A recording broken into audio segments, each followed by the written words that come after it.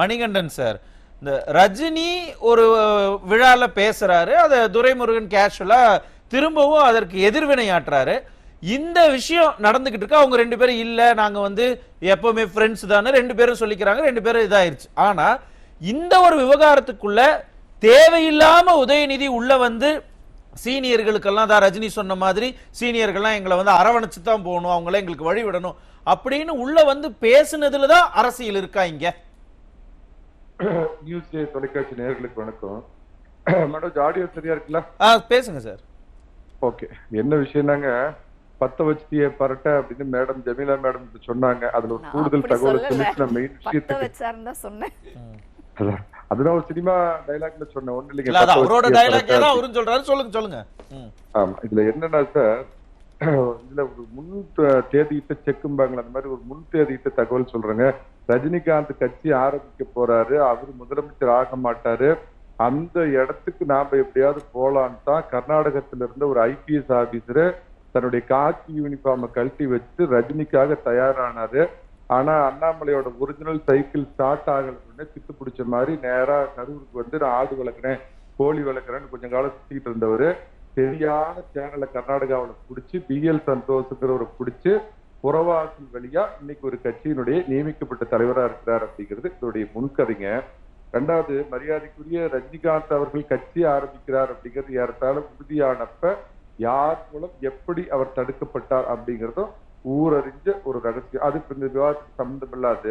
ஆனா ரஜினிகாந்தை பொறுத்த மட்டும் என்னன்னு கேட்டீங்கன்னா, படத்துல கூட எழுதி கொடுத்த ஸ்கிரிப்ட மட்டும்தான் அவரு வசனமா பேசுவார் ஒழிய கூடுதலா எந்ததையுமே பேச மாட்டாருங்க. அது ரஜினிகாந்தோட நல்ல பழக்கம். சில நடிகர்களுக்கு பாத்தீங்கன்னா கூடுதலா மணிகண்டன் சார், படமும் இதுவும் ஒன்னா, படத்துக்கு டைரக்டர் இருப்பாங்க, ஸ்கிரீன் பிளே எழுதுவாங்க, வசனங்கள் எழுதி கொடுப்பாங்க, அது வேற. இது ஒரு மேடையில வந்து அவரு பேசுறாரு. அததான் சார் சொல்றேன். ரஜினிகாந்த் யாரு ஸ்கிரிப்ட் எழுதி கொடுப்பாங்க படத்துல அப்படின்னு நீங்க பாத்துருக்கீங்களா? டைரக்டர் எழுதி கொடுப்பாரா, இல்ல அதுக்காக எழுதுறவர் எழுதி கொடுப்பாரா? அந்த மாதிரி தன்னுடைய கட்சியில இப்ப போயிட்டு இருக்கிற மிகப்பெரிய பிரச்சனையே, ஒரு காலத்துல கருணாநிதி என்ன பண்ணுவாருன்னா, தன்னுடைய மருமக முரசொலி மாறனை விட்டு ஆளும் பார்ப்பார். திமுகவோட கூட்டம் நடக்கிறப்ப தான் நேரடியா சொல்ல முடியாத விஷயங்களை முரசொலி மாறன் பாத்தீங்கன்னா பெரிய வீரர் மாதிரி எந்திரிச்சு ஒரு புரட்சிகரமான இதெல்லாம் பேசுவார். அதுக்கு பாத்தீங்கன்னா ஸ்கிரிப்ட் எழுதி கொடுத்தது கருணாநிதியா இருக்கும். இது அந்த கட்சிக்காரங்களுக்கு எல்லாத்துக்குமே தெரியும். அந்த மாதிரி என்ன விஷயம் கேட்டீங்கன்னா சார், 2021 பாத்தீங்கன்னா முதலமைச்சரா திரு ஸ்டாலின் அவர்கள் பொறுப்பேற்கிறப்ப அவருக்கு இருந்த எண்ணங்கள் வேற. ஆனா ஒரு 1.5 வருடம் 2 வருடம் சில பர்சனல் காரணங்களால அந்த இடத்துக்கு தன்னுடைய மகனுக்கு பட்டாபிஷேகம் பண்ணணும் அப்படிங்கிறப்ப நிறைய பேர் நினைச்சிட்டு இருக்காங்க ஏதோ காரணத்தினால பட்டாபிஷேகம் தள்ளி போகுது அப்படிங்கிறது. அது அல்ல காரணம். இதை இன்று வரை மறுதளித்துக் கொண்டிருப்பவர் திரு உதயநிதி. என்ன காரணம்னு கேட்டீங்கன்னா சார், அந்த காரணத்தை சொல்றதுக்கு முன்னாடி எனக்கே ரொம்ப ஆர்வமா இருக்கு, அந்த டைரக்டர் யாரு? இந்த விழால ரஜினிக்கு ஸ்கிரிப்ட் எழுதி கொடுத்த அந்த வசனகர்த்தா யாரு? அவர் இயக்குனது யாரு? அதையும் கொஞ்சம் சொல்லிட்டு போயிருங்களேன். அதாவது விஸ்வநாதன் ராமமூர்த்தி அப்படின்னு சொல்லுவாங்க. அது நிறைய பேர் நினைச்சிட்டு இருப்பாங்க. அதான் நமக்கு எல்லாருமே விஸ்வநாதன் தான் தெரியும். விஸ்வநாதன் ராமமூர்த்தி எப்படி மியூசிக் டைரக்டருக்கு 2 பேர் இருந்தாங்களோ, எழுத்தாளர் சுபா அப்படின்னு 2 பேர் சேர்ந்து எழுதுவாங்களோ, அந்த மாதிரி தந்தையும் மகனும் தான் இந்த ஸ்கிரிப்ட் ரைட்டர்ஸ். அதை ரஜினிகாந்த் மிக நேர்த்தியா அற்புதமா அவங்க எப்படி விரும்பினாங்களோ, இது பேசுனா எப்படிப்பட்ட தனக்கு எதிர்வினைகள் ஏற்படும் அப்படின்னு கூட தெரிஞ்சு ரஜினிகாந்த் அவர்கள் மிக நேர்த்தியா பேசினார். அது கொஞ்சம் நான் ஒரு முன்கதையை சொல்லிடுறேங்க. இது கருணாநிதி காலம் தொட்டே நடக்கிற ஒரு விஷயம். பாத்தீங்கன்னா, தம்பி வா தலைமை ஏற்கவா அப்படின்னு நெடுஞ்செழியன் சீனியரா இருந்தவரை புரட்சி தலைவருடைய நட்பை பயன்படுத்தி அவர் அந்த கட்சியில இருந்து ஓரங்கட்டினவர் திரு கருணாநிதி. EVK சம்பத்து, கண்ணதாசன் இவங்களை எல்லாத்தையும் இதே மாதிரி ஓரங்கட்டினார் கருணாநிதி. பின்னால பாத்தீங்கன்னா தனக்கு உதவியா இருந்த முதலமைச்சர் ஆக்கின திரு புரட்சி தலைவர் அவர்களையே துரோகத்தால் வெளியேற்றினார். அதுக்கு பின்னாடி தன்னுடைய மகனுக்கு போட்டியா வந்துருவாங்கிற வைகோவையும் அவர் வெளியேற்றினார். அதே மாதிரி ஸ்டாலின் பாத்தீங்கன்னா திரு கருணாநிதி காலத்திலே ஸ்டாலினை முழுவதுமா ஏற்றுக்கொள்ள மாட்டார். எங்க சேலத்தின் சிங்கம் என்று அழைக்கப்பட்ட வீரபாண்டி ஆறுமுகம். ஆனா திரு ஸ்டாலின் அவர்கள் என்ட்ரி ஆகிறப்பே பாத்தீங்கன்னா திரு வீரபாண்டி ஆறுமுகம் மறைந்து போனதுனால தனக்கு ஆகாத வீரபாண்டி ஆறுமுகம் குடும்பத்தை ஒட்டு மொத்தமா அரசியல் இருந்தே இன்னைக்கு அவர் ஒதுக்கினார். அதுக்கு முதல் உதாரணம் ஆற்காடு வீராசாமிங்கிறது தனக்கு தந்தைக்கு ஒத்த சீனியர். அவர் உடல்நிலையை காமிச்சு இவர் நமக்கு சரிப்பட மாட்டார் அப்படின்னு ஒதுக்கினார். சோ இன்னைக்கு என்னன்னா உதயநிதிக்கு பிரச்சனை என்னன்னு கேட்டீங்கன்னா, நான் முதலமைச்சர் ஆகணும்னா எனக்கு I need a fresh team, நான் விரும்புற டீம் தான் எனக்கு இருக்கணும். இந்த துரைமுருகன், நேரு, பெரியசாமி, பொன்முடி, ஏவாவேலு, MRK முத்துசாமி, KKSSR, ரகுபதி, ராஜகண்ணப்பன், காந்தி, சக்கரபாணி இவங்களெல்லாம் ஒரு மிகப்பெரிய இடையூறா நினைக்கிறாரு. அவருக்கு விருப்பமான டீம் எதுன்னு கேட்டீங்கன்னா PTR பழனிவேல் தியாகராஜ் கொஞ்சம் இறங்க முகத்துல இருக்கிற, ஏன்னா குடும்ப ரகசியத்தையே வெளியே பேசாரு, இறங்க முகத்துல இருந்தாலும் அவருக்கு பிடித்தமானவர். அன்பில் மகேஷ் கேட்கவே வேண்டாம். அதே மாதிரி மெய்யநாதன், TRP ராஜா, சேகர் பாபு, மூர்த்தி, மாசு கொண்ட சுப்பிரமணியம், இந்த மாதிரி ஜூனியர் டீமை தனக்கு கைக்கு அடக்கமானவர்கள் மீதி அமைச்சர்களை நீக்கிட்டு இந்த மாதிரி அமைச்சரவை இருந்தால்தான் தான் முதலமைச்சராக வர முடியும் அல்லது துணை முதலமைச்சராக வர முடியும். அப்படிங்கிறதுனால பல கட்ட பேச்சுவார்த்தைகளை திரு மு.க. ஸ்டாலின் அவர்கள் சீனியர் அமைச்சர்கள்ட்ட கூப்பிட்டு பேசியும் அவர்கள் எதுக்குமே ஒத்துக்காத காரணத்தினாலதான் அன்று எப்படி முரசொலி மாறனி ஒரு ஆயுதமாக கருணாநிதி பயன்படுத்திக் கொள்வாரோ, தந்தையும் மகனும் அதாவது ஸ்டாலினும் உதயநிதியும் எழுதி கொடுத்த ஸ்கிரிப்ட தான் திரு ரஜினிகாந்த் அந்த விளைவு தெரிஞ்சே பேசினார். இல்ல மணிகண்டன் சார், இது கட்சிங்கிறது அரசியல் கட்சிங்கிறது என்ன பொம்மையா சொல்லுங்க? தன்னுடைய மகனுக்கு இந்த மாதிரிதான் பொம்மை வேணும், உடனே இப்படி எல்லாம் செஞ்சு கொடுக்கறதுக்கு அது ஒரு அரசியல் கட்சி சார். எத்தனை பேர் அந்த கட்சிக்காக உழைச்சிருக்கிறாங்க, சீனியர் இத்தனை வருஷமா கட்சியோடு பயணிச்சிருக்கிறாங்க. தன்னுடைய மகன் கேட்டாரு அப்படிங்கிறதுக்காக எல்லாத்தையும் நீங்களாம் வேணாம், நீங்க வீட்டுல போய் சும்மா இருங்க, ரிட்டையர்மெண்ட் வாங்கிக்கோங்கன்னு சொன்னா அவங்க எல்லாம் கேட்டுருவாங்களா? நீங்க இப்படி கேட்கலாம் சார். அது என்ன அதிமுகவான்னு கூட கேட்கலாம் சார். அதிமுகவில் நான் ஒரு உதாரணம் சொல்றேங்க.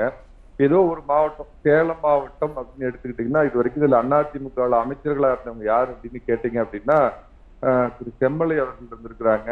அதுக்கு முன்னாடி புரட்சித் தலைவர் காலத்துல விஜயலட்சுமி பழனிசாமி அதிமுகவில் அமைச்சரா இருந்திருக்காங்க. இன்றைய கழகத்தினுடைய பொதுச் செயலாளர் அம்மா அவர்கள் இதுல எடப்பாடி பழனிசாமி அவர்கள் இருந்திருக்காங்க. சோ 3 அமைச்சர்களை நீங்க முன்னாள் அமைச்சர்களை சொல்ல முடியும். முதலமைச்சரா பின்னால் திரு எடப்பாடி பழனிசாமி அவர்களை நீங்க சொல்ல முடியும். ஆனால் கடந்த 40-50 வருடமாக திமுகவில் வீரபாண்டி ஆறுமுகம் அப்படிங்கறத தவிர நீங்க வேற ஏதாவது ஒரு மாவட்ட செயலாளர் பேரையோ அமைச்சர் பேரையோ சொல்ல முடியுமா? இதுதான் இந்த 2 கட்சிக்கு உள்ள வித்தியாசம். ஏன்னா அதிமுகவோட செயலு நாம அமைச்சரா தொடர்றோமா மாவட்ட செயலரா இருக்கிறோமான்னு காலையில பேப்பர் எழுந்திரிச்சு பார்த்தா தான் கன்ஃபார்ம் ஆகும். அந்த மாதிரி நிர்வாகம் செய்த ஒரு அம்மா. நீங்க ஒண்ணு வேணாங்க, சேலம் மாவட்டத்துல முன்னாள் மாவட்ட செயலாளர்கள் அதிமுகவில் பாத்தீங்கன்னா ஒரு 10-15 பேர் இருப்பாங்க. ஆனால் எனக்கு நினைவு தெரிஞ்ச வரை எனக்கு 48 வயசாகுது. கடந்த 40 வருஷமா நான் பார்த்தேன் வீரபாண்டி ஆறுமுகம் அப்படிங்கிற நபர் தான் மறைந்து போகும் வரைக்கும் அந்த இடத்துல இருந்தார். அவங்க குடும்பம் வேண்டாம்னு நினைச்ச உடனே இப்ப அவங்களுக்கு வேண்டப்பட்ட இன்னொருத்தர் கொண்டாந்து வச்சிருக்காங்க. இதுதான் அதிமுகவுக்கும் திமுகவுக்கும் அதுதான் சொல்ல வரேன். இல்ல ஒரு நிமிஷம், இவங்களை நகர்த்த முடியாது. அதிமுக ஒரு இரவில் மாற்றப்படுவார், உச்சபட்ச அமைச்சராக இருப்பார். அடுத்த நாள் பாத்தீங்கன்னா அவங்க அமைச்சராக இல்லாம வெறும் எம்எல்ஏவா இருப்பாங்க. ஆனா திமுகவில இந்த குறுநில மன்னர்களை நீங்கள் நினைத்த மாத்திரத்தில் மாத்தினா அந்த கட்சியை டேமேஜ் பண்ணுவாங்கிற பயத்தின் காரணமாக ரஜினிகாந்தை பயன்படுத்தி கொண்டு அவரை வச்சு பத்த வச்சு பரட்டன்னு பத்த வச்சிருக்காங்க. இப்ப இவர் கேட்கிற ஒரு சின்னவர் கேட்கறது என்னன்னா என்ன, அதாவதுங்க நான் உறுதியா இன்னைக்கு தேதிட்டு ஒரு 2026 ஜோசியம் சொல்றேன். 2026 தேர்தலில் திமுகவை முன்னெடுத்து செல்வது திரு உதயநிதி ஸ்டாலின் தான். அது சில மணிகண்டன் சார், நீங்க சொல்ற லாஜிக் படியே இருந்தாலும் கூட இந்த சமயத்துல ஏன் இந்த குழப்பத்தை அவங்க கொண்டு வரணும்? முதலமைச்சர் வெளிநாட்டுக்கு போக போறாரு, ஒரு 20 நாள் வெளிநாட்டுல தான் இருக்க போறாரு. இந்த சமயத்துல ஒரு சர்ச்சையை கிளப்புனா இங்க அவர் திரும்பி வர்றதுக்குள்ள ஏதாவது பூகம்பம் வெடிச்சிருச்சு அப்படின்னா அது கட்சிக்கு பெரிய சிக்கல் ஆயிராதா? அதெல்லாம் அவங்க யோசிக்க மாட்டாங்களா? அருமையான கேள்வி கேட்டீங்க. நல்ல வேளை நான் மறந்து போன ஒரு கருத்து.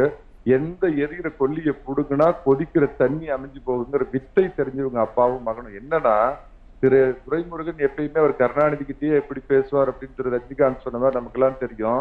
அவர் என்ன சொல்லியிருக்காருன்னா, நீங்க வெளிநாட்டுக்கு போறீங்க தம்பி, 17 நாள் நீங்க வெளிநாட்டுக்கு போறப்ப இந்த சூழ்நிலையில துணை முதலமைச்சர்னு ஒண்ணு இல்லாம போகக்கூடாது. இப்ப நீங்க தம்பியை அறிவிச்சீங்கன்னா மக்கள் மத்தியில கெட்ட பேர் வரும். அதனால இந்த அமைச்சரவையிலேயே சீனியர் அமைச்சர் நான் தான், என்ன துணை முதலமைச்சரா அவர் ஏற்கனவே தன்னுடைய விருப்பத்தை வெளிப்படுத்திருக்கிறார் பொதுவெளியிலே. அதை ஞாபகம் வச்சுக்கங்க. போய் ஸ்டாலின் கேட்ட உடனே துணை முதலமைச்சருக்கு ஒரு ஆசைப்படுறாரா அப்படின்னு தான் எந்த கட்டையை எரிகிற கட்டையை இழுத்தோம்னா நீர் தானா கொதிக்கிற நீர் அடங்கும் அப்படின்னு தான் பத்த வச்சு பரட்ட அவரை வச்சு வசனம் பேச வச்சாங்க. சோ அதற்கான காரணம் தான் 2026 உதயநிதியை முன்னிறுத்தி தேர்தலை நடத்துவதற்கும் இன்னும் அதிகபட்சம் 3-4 மாதங்களில் முதலமைச்சராக உதயநிதியை கொண்டுவதற்கு இருக்கின்ற அனைத்து சீனியர் மினிஸ்டர்கள் நகர்த்துவதற்கான முதல் படி. தொடர்ந்து பேசலாம் சார், திரும்ப